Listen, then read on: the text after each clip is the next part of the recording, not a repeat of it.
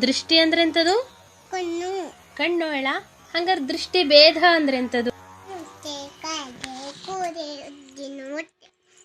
ಹೋಯ್ತು ನಮ್ಮೆ ಹಕ್ಕಿ ಹೊಡೆಲ ಬೆಟ್ಟೆ.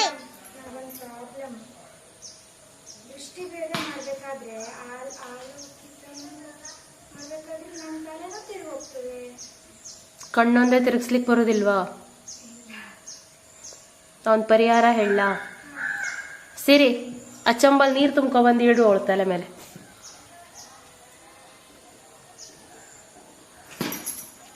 ಸಮ ಆಲೋಕಿತ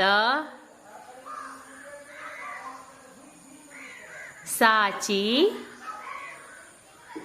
ಪ್ರಾಲೋಕಿತ ನಿಮೀಲಿತೆ ಉಲ್ಲೋಕಿತ ಅನುವೃತ್ತ